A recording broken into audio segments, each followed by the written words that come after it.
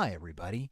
So, today I wanted to talk a little bit about syndication, which I have spoken to at length, which I think I can speak to with some degree of authority because this is actually my area of expertise and it is my day job. And I am hearing more and more about syndication these days. I hear people talking about it on YouTube and all kinds of other places. And without trying to be mean, a lot of people have no idea what they're talking about. And I don't hear any other syndicators or any other television programming people chiming in. They seem to be happy enough to just kind of do their own thing, which is fine. It is not their responsibility necessarily to comment on it, but it is bugging me, and so I feel the need to set the record straight. Particularly since a lot of these articles that I am seeing are from people that don't really even know what syndication is. Now, I have gone over what syndication is in a number of my other videos, and so you can see it in the playlist if you have an interest in more of the mechanics of it. I will just give a quick Coles Notes of what syndication is. Syndication is more of an American concept. It is not a concept that is generally done in other parts of the world, simply because most television stations, particularly in Europe, are owned and operated. So they generally have programming from the top down. They are typically network programs, and generally the individual stations do not have any say over what their stations run. It's top down. The best way to probably think about it is a franchise versus a corporate owned restaurant. A McDonald's restaurant is a franchise. They are individually owned, although they do not have a lot of control over what they put on the menu. They are technically individually owned and are not actually owned by McDonald's. A fee is paid to McDonald's to basically be able to sell the product and use the branding, but it is not, they are technically independent restaurants for the most part, as opposed to a corporate owned entity like Walmart, where they own the stores and they own everything that's in it, and they are not actually run locally. That's kind of what syndication is in a nutshell. There are owned and operated stations in the United States as well, but most of them are affiliates. So for example, if you look at the average CBS or Fox affiliate, they're not actually owned by CBS or Fox. They are owned by other companies, and the affiliation agreements that they have mean that they have to run a certain amount of CBS, they have to run a certain amount of Fox, and so on programming. That's what makes them an affiliate for that particular network. But Fox and ABC and NBC and all these guys, they don't actually necessarily have all network programming all the time. There's only a certain amount of hours on the network schedule that belong to the network in question. So CBS does not control every TV show on every programming block of every day. There is a certain amount of programming that is at the discretion of the individual station, and they can decide what they want to run. And this is where syndication comes in, because every market kind of has their own sort of needs for programming, particularly on a local level, and syndication allows them that flexibility. It also allows them to run sorts of shows that ordinarily would not be able to be run. So that is what is attractive about syndication. That's what I find attractive about syndication. It also allows you more control. So, for example, I like first run syndication when I make TV shows. I do not try and sell to ABC or CBS or NBC or whatever on the top down, because if there is a change or something goes,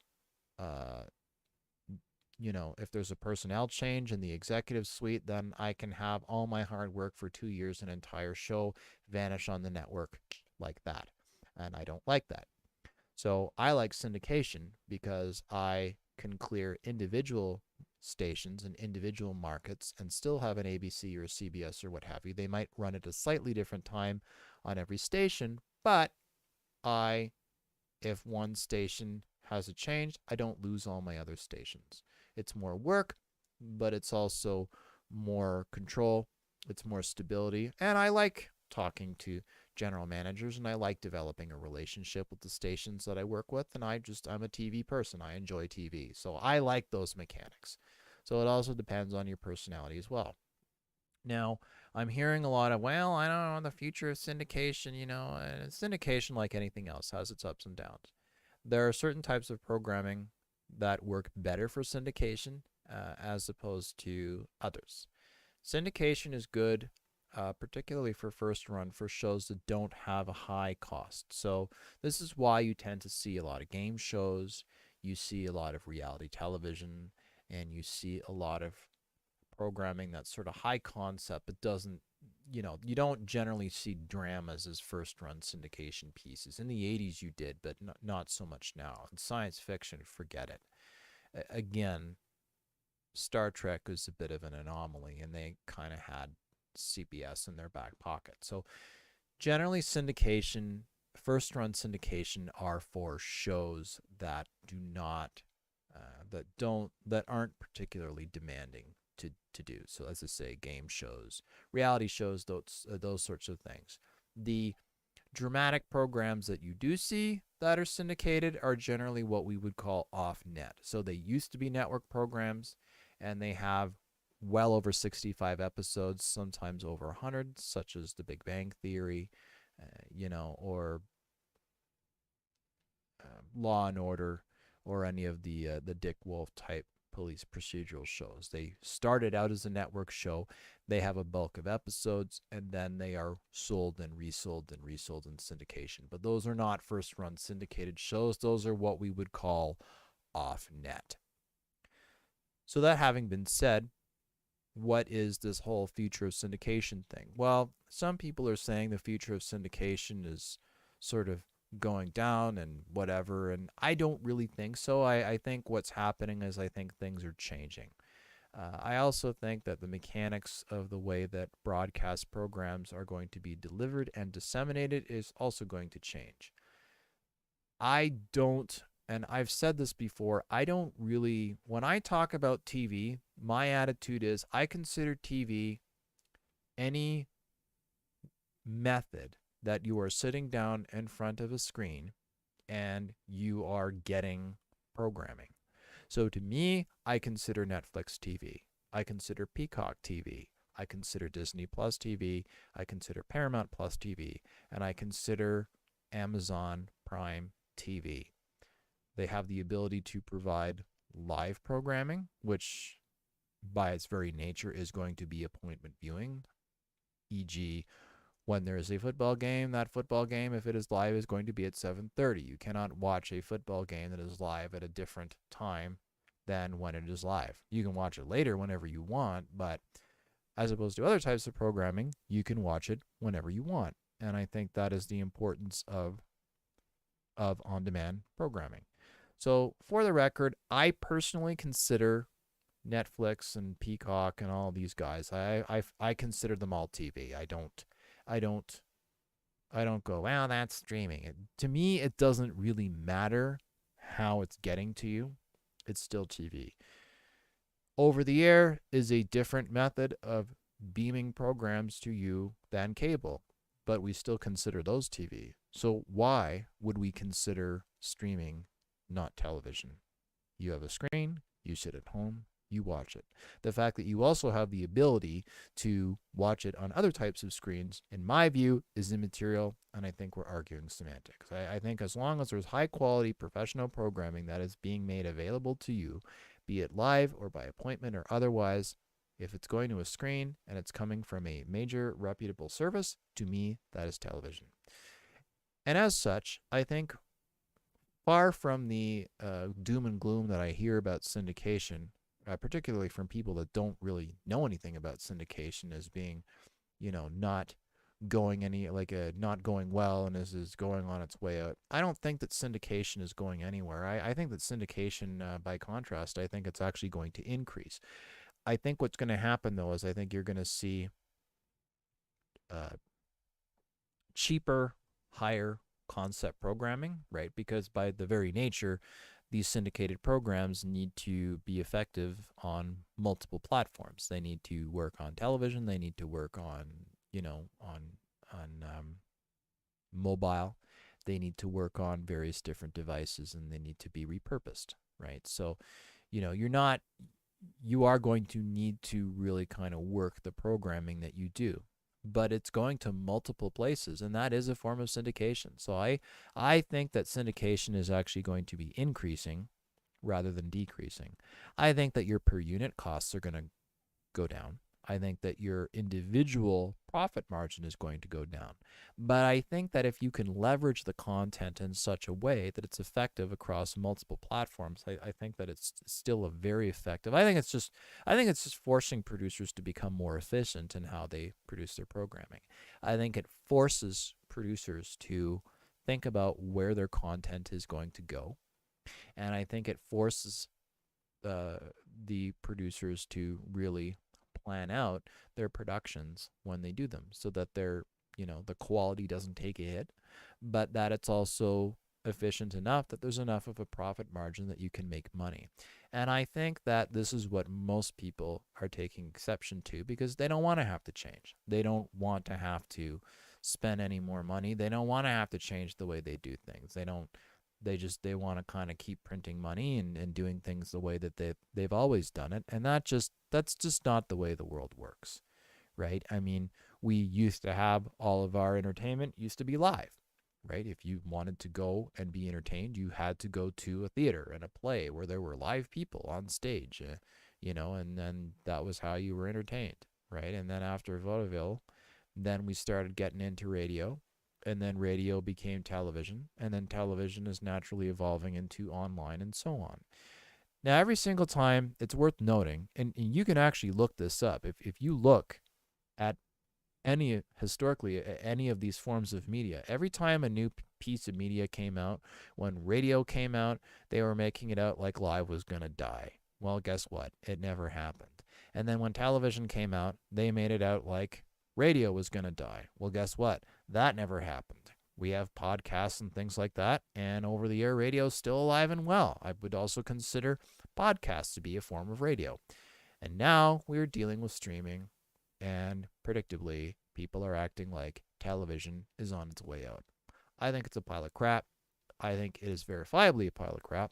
And I think statistically and historically, if you look at when a new technology comes out, you ever notice that the older technologies are doing just fine? It just forces you to adapt and become more efficient and find different ways to deal with your craft. And so too do I feel is the case with syndication. I think that it just requires, I think we're going to be seeing more syndication, not less. I do think that the individual I think the cost has to go down.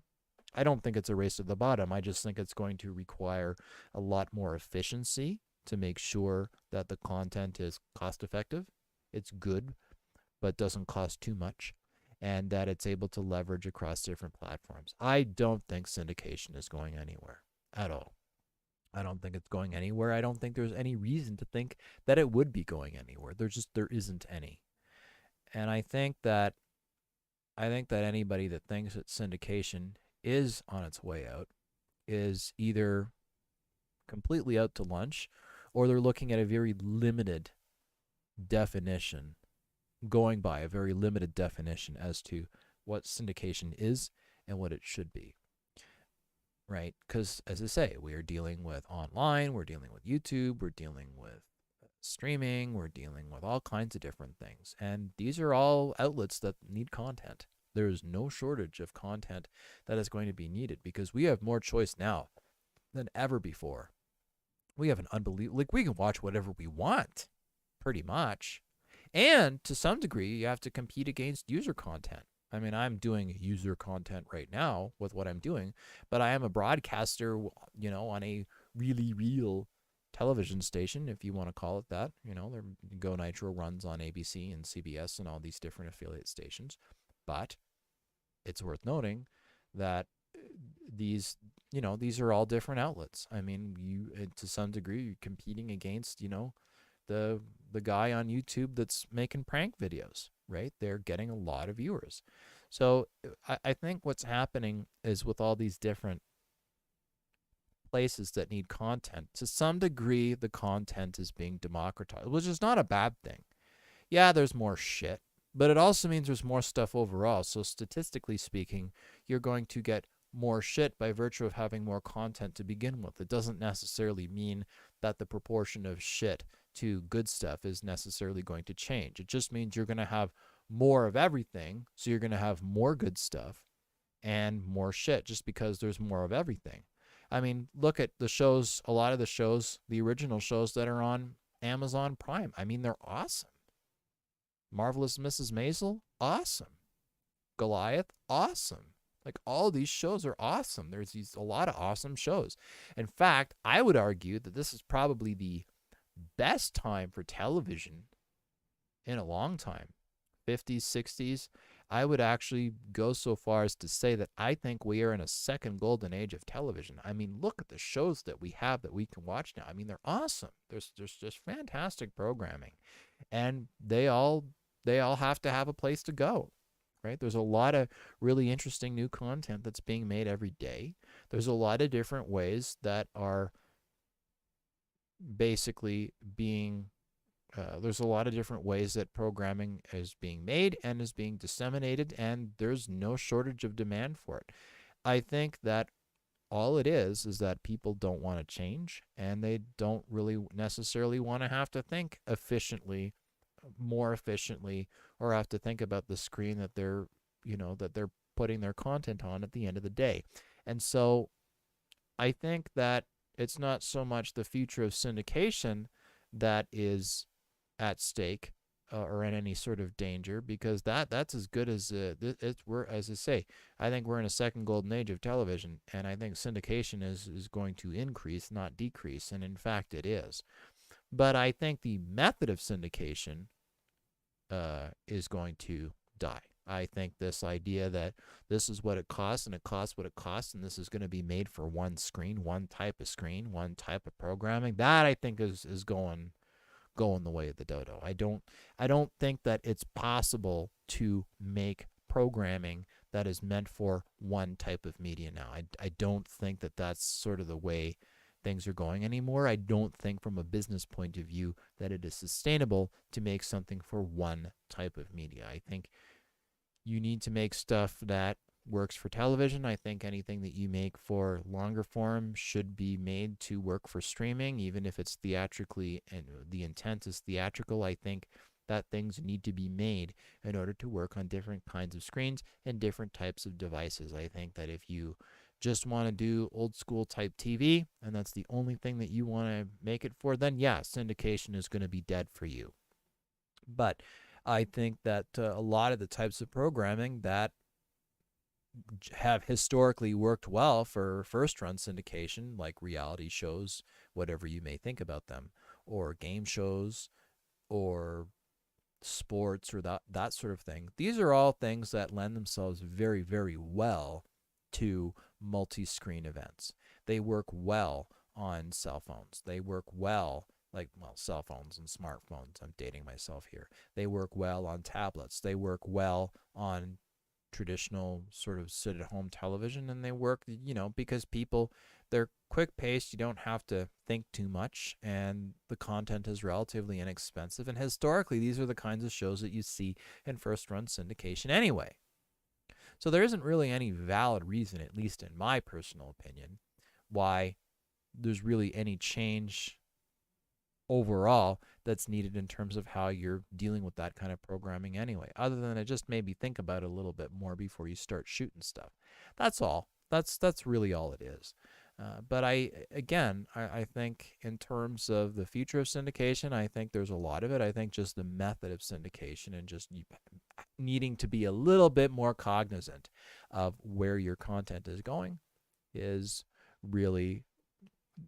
going to be, and is already becoming, more and more important. But actual syndication, it's not going anywhere. Not going anywhere at all.